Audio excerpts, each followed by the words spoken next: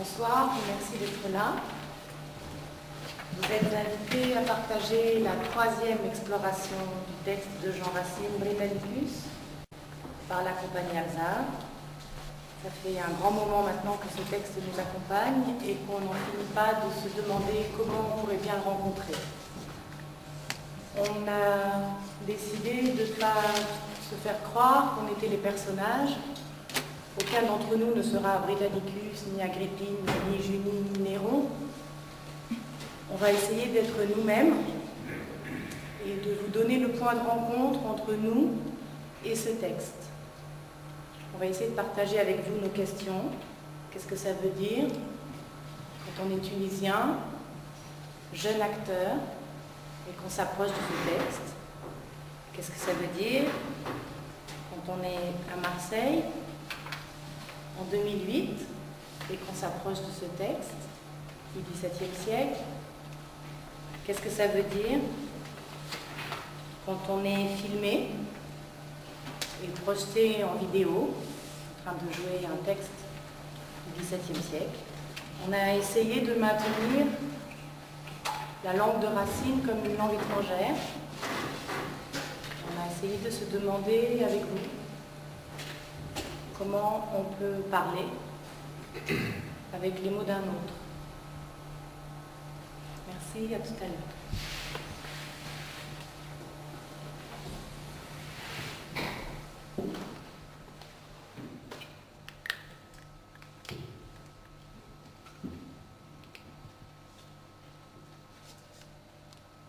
Britannicus, Tragedy.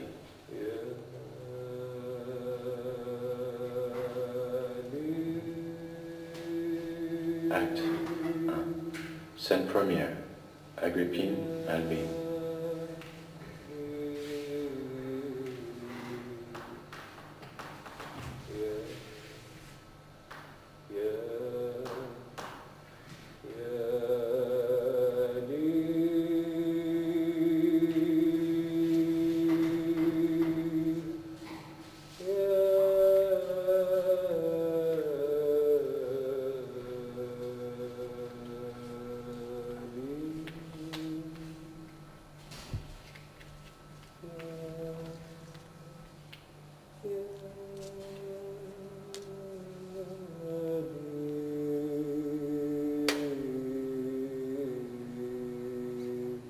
Albine. Quoi? Tandis que Néron s'abandonne au sommeil, faut-il que vous veniez attendre son réveil, qu'errant dans le palais sans suite et sans escorte, la mère de César veille seule à sa porte? Madame, retournez dans votre appartement. Albine, il ne faut pas s'éloigner un moment. Je veux l'attendre ici. Les chagrins qu'il me cause m'occuperont assez tout le temps qu'il repose. Tout ce que j'ai prédit n'est que trop assuré. Mais vous avais-je fait serment de le trahir, d'en faire un empereur qui ne sut qu'obéir? Non, ce n'est plus à vous qu'il faut que j'en réponde.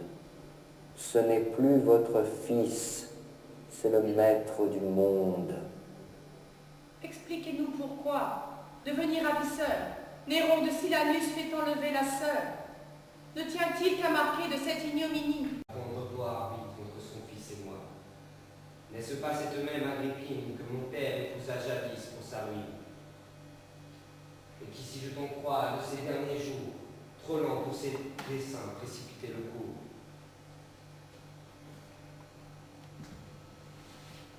N'importe elles ce sont, comme vous outragez. À vous donner, Junie, elle s'est engagée. Unissez vos chagrins, liez vos intérêts. Ce palais retentit en vain de vos regrets, tandis qu'on vous verra d'une voix suppliante semer ici la plainte et non pas l'épouvante. Que vos ressentiments se perdront en discours. Si pour jamais de ma chute étonnée, je renonce à l'empire où j'étais destinée. Et je suis seule encore. Les amis de mon père sont autant d'inconnus que glace ma misère. Que vois-je? Autour de moi, que des amis vendus. Qui, choisi par Néron pour ce commerce infâme, trafique avec lui les secrets de mon âme. Quoi qu'il en soit, Narcisse, on me vend tous les jours. Il prévoit mes desseins, il connaît mes discours. Comme toi dans mon cœur, il sait ce qu'il se passe. Que t'en semble, Narcisse? Ah, quelle âme assez basse. C'est à vous de choisir des confidents discrets, Seigneur, et de ne pas prodiguer vos secrets. Ah, Narcisse, tu dis vrai, mais tu sais si c'est de défiance, et toujours d'un grand cœur la dernière science. On le trompe longtemps, mais enfin je te crois. Ou plutôt je fais vœu de ne croire que toi. Seul, De ces affranchis, tu m'es toujours fidèle. Tes yeux sur ma conduite, incessamment ouverts. m'ont sauvé jusqu'ici de mille écueils couverts. Va donc voir si le bruit de ce nouvel orage aura de nos amis excité le courage. Cependant de Néron j'irai trouver la mer. Je vais la voir, l'écrire, la suivre et s'il se peut, m'engager sous son nom, plus loin qu'elle ne veut.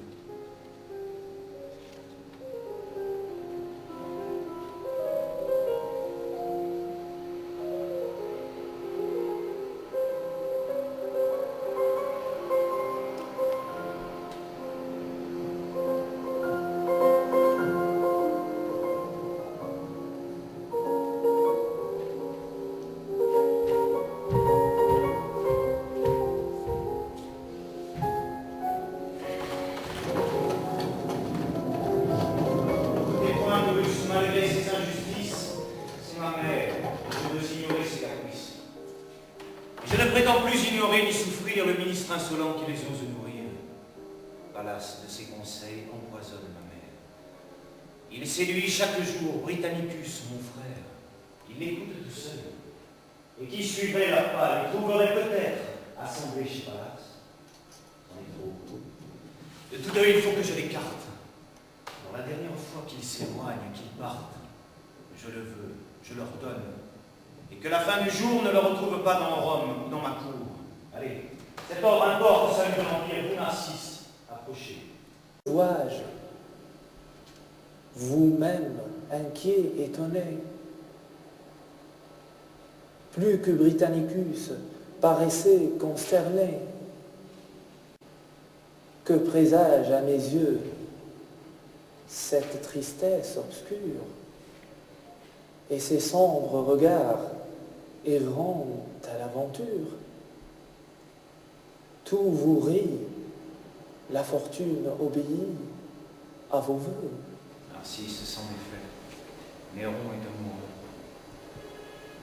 Vous, Depuis un moment, mais pour toute ma vie, j'aime. Que dis-je, j'idolâtre Julie.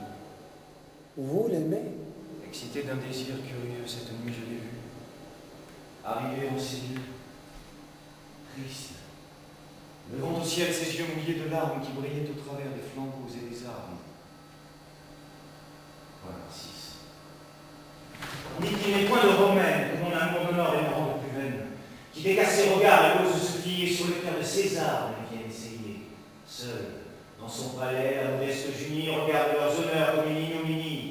Fuis, je ne daigne pas peut-être s'informer si César est aimable ou bien s'il s'est aimé. Dis-moi, Britannicus l'aime-t-il? quoi s'il aime, Seigneur? Si jeune encore, se connaît-il lui-même? D'un regard enchanteur, connaît-il le poison? Seigneur, l'amour toujours n'attend pas la raison. N'en doutez point, il l'aime, instruit par tant des charmes. Que d'importunité. Madame, il va bientôt paraître devant vous. Seigneur, vos vertus m'ont toujours rassuré. Je pouvais de cellules lui défendre l'entrée, mais je veux prévenir le danger où son ressentiment le pourrait engager. Je ne veux point le perdre. Il vaut mieux que lui-même entende son arrêt de la bouche qu'il aime. Si ses jours vous sont chers, éloignez-le de vous sans qu'il ait aucun lieu de me croire jamais. De son bannissement. Vous-même, vous m'avez avoué 1000 fois que Rome le louait d'une commune voix. Toujours à sa vertu, vous rendiez quelque hommage. Sans doute la douleur vous dicte ce langage. Ce discours me surprend, il le faut avouer. Je ne vous cherchais pas pour l'entendre louer. Quoi? Pour vous confier la douleur qui m'accable. À peine je dérobe un moment favorable que ce moment si cher. Madame est consumée à louer les... Mon rival l'attend pour éclater. Par de nouveaux soupçons va pour le tourmenter. Et tandis qu'à mes yeux on le pleure, on l'adore, fais-lui payer bien cher un bonheur qu'il ignore. La fortune t'appelle une seconde fois. Narcisse, voudrais-tu résister à sa voix? Suivons jusqu'aux obus ses ordres favorables, et pour nous rendre heureux, perdons les misérables.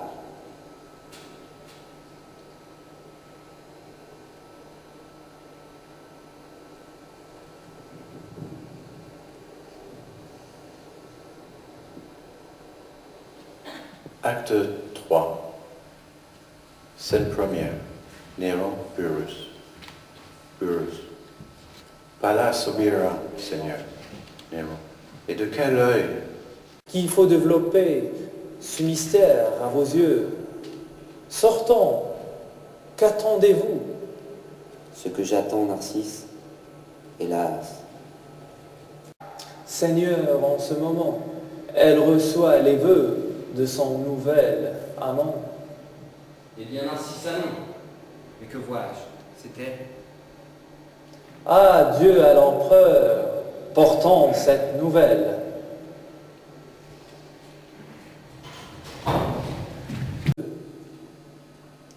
Elle a fait expirer un esclave à mes yeux.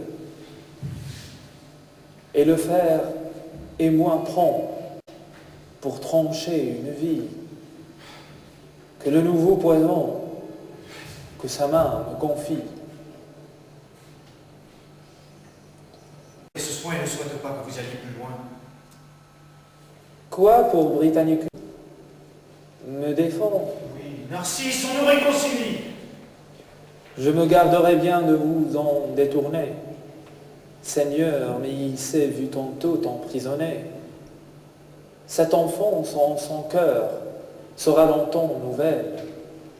Il n'est point de secret que le temps ne révèle. Il saura que ma main lui devait présenter un poison que votre ordre avait fait apprêter.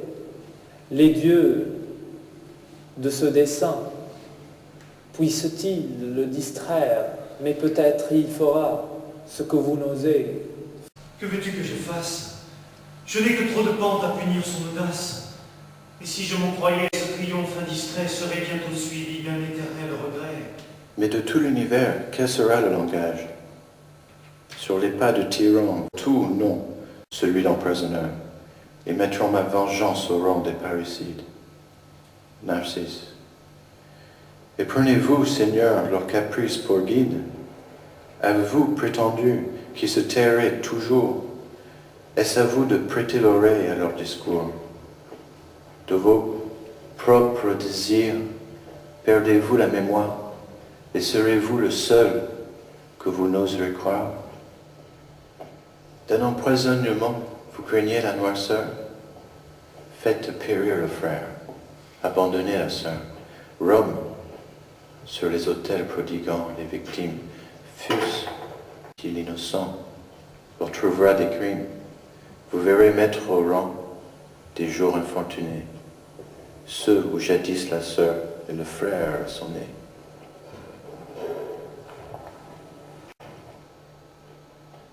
Narcisse, encore un coup, je ne puis l'entreprendre. J'ai promis à Burrus. Il a fallu me rendre. Bruce, ne pense pas, Seigneur, tout ce qu'il dit. Son adroite vertu ménage son crédit. Ou plutôt, ils n'ont tout. Agrippine, il expire? Burrus, ou plutôt il est mort, madame. Scène 5. Agrippine, Burrus. Agrippine. Quel attentat, Burrus?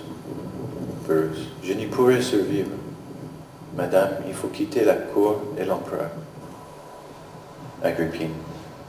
Quoi? Du sang de son frère? Il n'a point eu d'horreur. Varus. Ce dessein s'est conduit avec plus de mystère.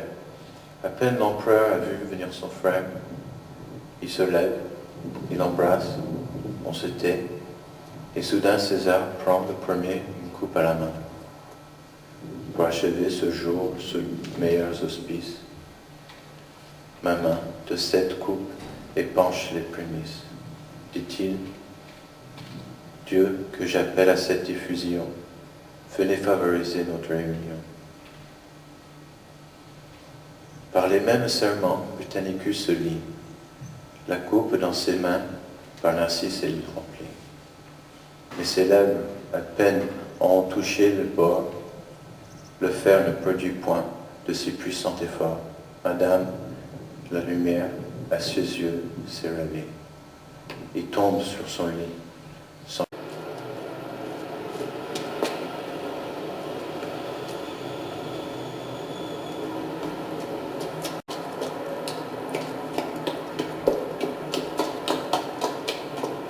Ces transports. Voyons quels changements produiront ces remords, s'il voudra désormais suivre d'autres maximes. Plutôt Dieu que ce fut le dernier de ces crimes.